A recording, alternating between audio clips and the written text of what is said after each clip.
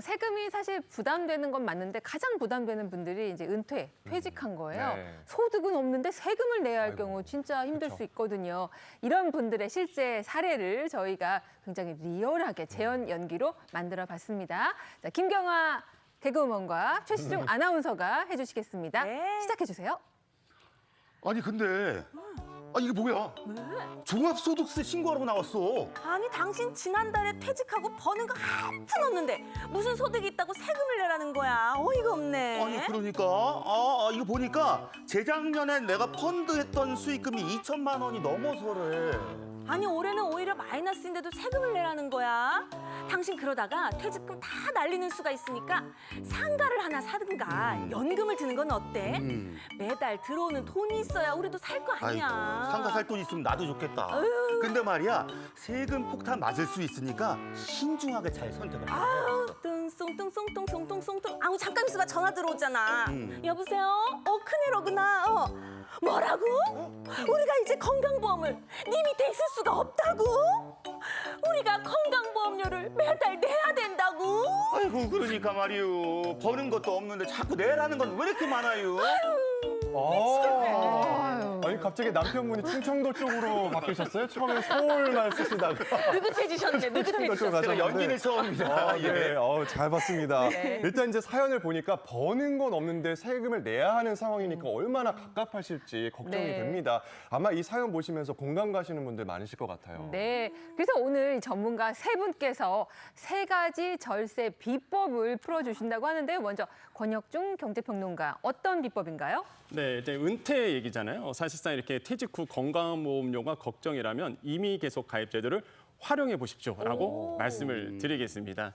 보통 이제 은퇴하신 분들은 은퇴도 힘든데 나 이거 건강보험료 또 나오는 거 아니야? 이런 말씀 많이 하시는데요. 실제 이제는 이미 계속 가입 제도를 활용하시면은 이제 건강보험료를 좀 아낄 수 있게 된다라고 말씀을 드려요. 우리나라의 건강보험 제도는요, 딱 세 가지만 기억하시면 됩니다. 직장 가입자 있고요. 지역 가입자 있고요. 그다음 피부양자 이렇게 있거든요. 네. 근데 많은 분들이 그러세요. 은퇴하고 딱 나면 그래 나 은퇴했으니까 직장 가입자가 아니니까 나는 자녀 밑에 들어가거나 아니면 배우자 밑에 있어야지. 난 피부양자 돼야지라고 하시는데 사실 피부양자도 조건이 있습니다. 그냥 나 은퇴했다고 해서 피부양자로 들어가지 않아요. 그래서 네. 재산 요건과 소득 요건이 있는데 자 먼저 재산 요건을 좀 볼게요. 재산 네. 요건은요. 재산세 과표를 보셔야 됩니다. 이게 5억 4천만 원 이하여야 되는데 근데 많은 분들이 제가 그러세요. 과표 얘기하면은요. 아파트 시세 얘기하나? 아니요. 네. 아파트 시세가 아니라 재산세 과표라고 해갖고요. 세율을 적용하기 위한 기본적인 그 과세 표준이 있습니다. 네. 그래서 재산세 과표를 보시고 5억 4천만 원 이하이다라고 보시면 되는데 근데 조건이 또 하나 있습니다. 소득 요건이 2천만 원 이하여야 돼요. 요거 보시면 되겠고요. 그런데 나는 5억 4천만 원이 넘어가요. 괜찮아요. 9억 원 사이도 있습니다. 5억 4천 넘어가고요. 9억 원 사이에 오시는 분들은 이런 분들도 이제 피부양자 받을 수 있는데 근데 조건이 좀 까다롭습니다. 네. 재산이 좀 있잖아요. 연소득 1천만 원 이하여야 된다라는 거 말씀을 드려요. 나이 버는 게 원이야. 없어야 되네. 네, 그렇죠. 그래서 연소득이라는 얘기는요, 사실상 이제 종합소득을 얘기해요. 뭐 은퇴했으니까 근로소득은 없을 거잖아요. 네. 그럼 뭐 금융소득, 뭐 이자라든지 배당소득이라든지 기타 소득이라든지 사업소득 이런 것을 합쳐서 이제는 2천만 원 이하여야 된다. 그래서 무조건 이것만 기억하세요. 내가 2천만 원 이하여야 된다. 2천만 원 넘어가면 나는 이제 피부양자에서 탈락이다. 이렇게 보시는 거예요. 그러면은 내가 직장 가입자에서 나왔잖아요. 그럼 나는 이제는 피부양자도 안 되고. 그럼 하나가 뭐가 남아있죠? 지역 가입자예요. 지역 가입. 근데 지역 가입자로 딱 빠지자마자 뭐가 되느냐? 내가 재산이 좀 있잖아요. 어머나. 건보료가 그냥 이렇게 폭탄이 나오는 경우가 많은 거예요. 비싸군요. 네.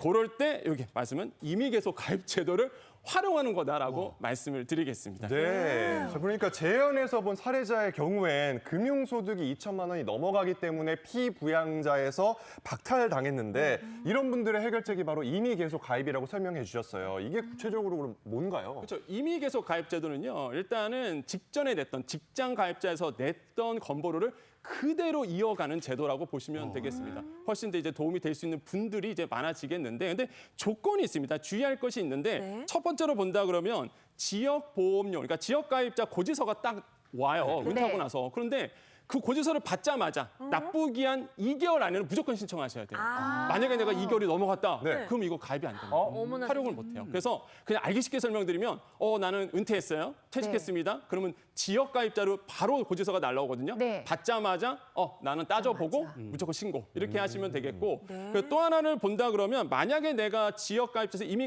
이미 가입 제도를 활용하게 되잖아요. 그 3년 동안요. 직장 가입자 냈던 건보로 그대로 가기 때문에 오, 훨씬 더 유리하게 돼요. 그래서 이런 것도 보시면 되겠고 그러면 이런 분들한테 활용이 되겠죠. 내가 퇴직하고 나서 2개월이 아직 안 됐어요. 또 한 가지 퇴직을 앞두고 계시는 분들은 꼭 활용해 보셔야 되겠고 마지막 주의사항 꼭 네. 하나 말씀드리겠습니다. 네. 당연히 지역 가입자하고 직장 가입자를 서로 비교하셔야 돼요.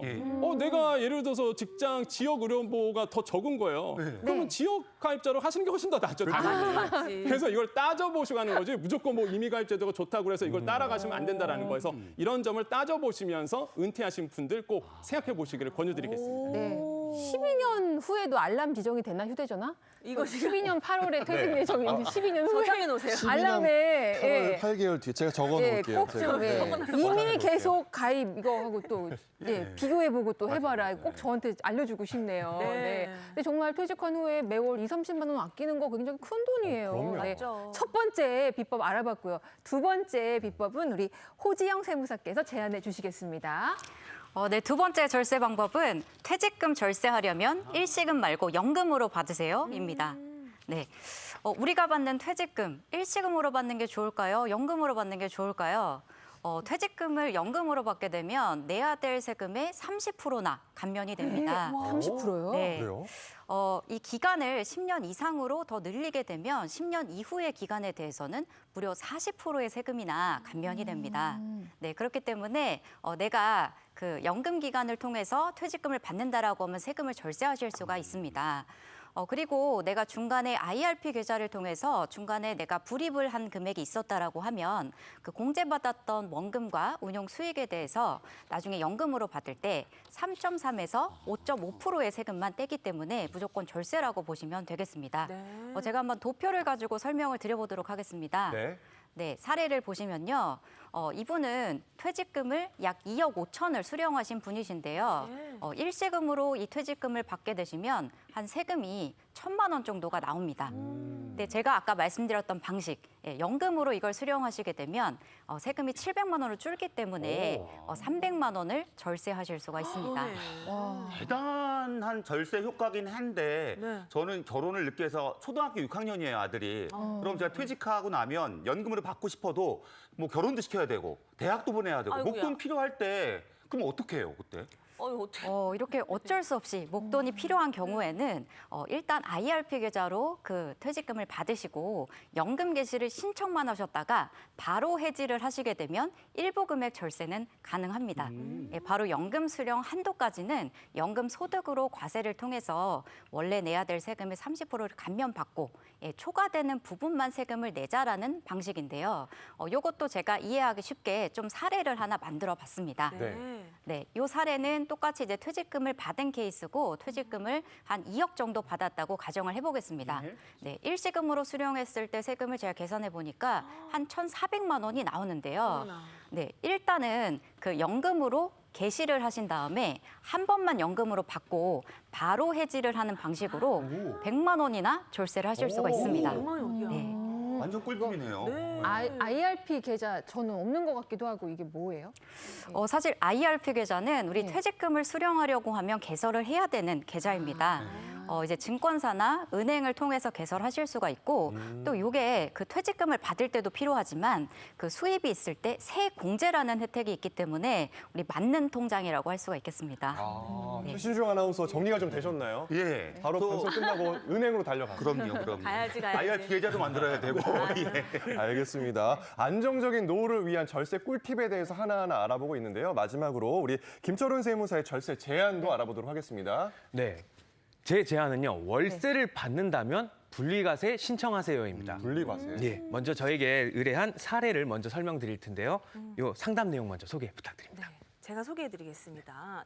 저희 부부는 주택 2개를 가지고 있습니다. 부부 공동 명의로 된 기준시가 10억 원인 아파트에서는 저희 부부가 살고 있고요. 역시 공동 명의인 기준시가 8억인 아파트는 보증금 2억에 월세 150만 원의 월세를 받고 있습니다. 이 아파트에서 받는 월세, 세금 신고해야 하나요? 해야 한다면 세금 덜 내는 방법 좀 알려주세요. 월세 외에 다른 소득은 월 400만 원 정도가 있습니다. 네, 저렇게 퇴직 후에 이제 평생 모은 돈으로 상가나 주택을 사가지고 거기서 나오는 월세로 생활비 쓰시는 분들이 계시거든요. 그죠. 네, 근데 임대소득도 이게 세금을 내야 한다고 하던데 어떻게 줄일 수 있는 거예요? 네, 월세를 받게 되면은요. 1년에 2천만 원이 넘느냐 안 넘느냐를 가지고 종합과세를 종합과세를 적용할 수도 있고 분리과세를 적용할 수도 있습니다. 이때 종합과세를 만약에 적용을 하게 된다면은 본인의 월세 소득 말고 이자, 배당, 사업, 근로, 연금, 기타 소득까지 다 합쳐서 누진세로 적용이 돼요. 네. 근데 만약에 월세가 1년에 2천만 원이 안 된다라고 하면은 이 임대소득만 똑 띄어서 분리과세 14%를 적용해서 우리가 할 수가 있습니다. 그래서 사연을 보면은요, 이 사연자는 월 150만 원을 12개월 동안 월세를 받고요. 네. 그리고 그거 외에도 본인의 월 소득이 400만 원이 있기 때문에 누진세율을 만약에 적용한다고 그러면은 세금은 1,008만 원이 나올 거예요. 근데 만약에 분리과세를 선택을 한다고 하면은 이 월세 150만 원만 똑 띄어서 분리과세 14%를 적용을 하고요. 네. 나머지 소득, 월 소득 400만 원만 12개월치 곱해서 누진세율 적용하면 674만 원 정도가 나와서 세금 차이는 한 334만 원 정도가 될 것 같습니다. 차이가 엄청 크네요. 네. 근데 이제 궁금한 게 월세가 뭐 평생 고정도 아니고 네. 언젠가는 오를 거 아니에요? 그래서 연 2천이 넘어가면 그 경우에는 어떻게 되는 거예요? 네, 만약에 이분이 월세를 올린다고 해서 월 20만 원 정도를 월세를 올리게 되면은요. 1년에 170만 원 곱하기 12개월 해가지고 2,040만 원의 월세가 돼버려서 넘었어. 2천만 원을 넘어가 버리게 네. 됩니다. 그러면은요, 월세는 내가 월에 20만 원을 올렸지만 세금은 한 달에 32만 원이 올라가기 때문에 이러한 경우는 차라리 안 올리는 게 더 유리합니다. 이게 다 따져봐야 하는 거네요. 그러면 내가 종합과세가 유리한지 분리과세가 유리한지 잘 쉽게 알 수 있는 방법이 있을까요? 네, 종합과세와 분리과세 이게 애매할 수가 있기 때문에 네. 본인이 어떤 게 더 유리한지 확인을 해볼 수 있는 방법이 있는데요. 이 방법은요, 홈택스에 들어가셔서 확인을 해볼 수가 있습니다. 네. 확인하는 방법은요, 홈택스에 들어가셔서 네. 세금 신고 메뉴 중에 이제 모의계산 메뉴에 주택 임대 종합과세랄지 분리과세랄지 비교하는 메뉴가 있습니다. 어머나. 이 메뉴를 선택하셔서 본인이 어떤 게 더 세금을 절세할 수 있는지 확인을 해보시면 될 것 같습니다. 네, 잘 알아봐야겠습니다.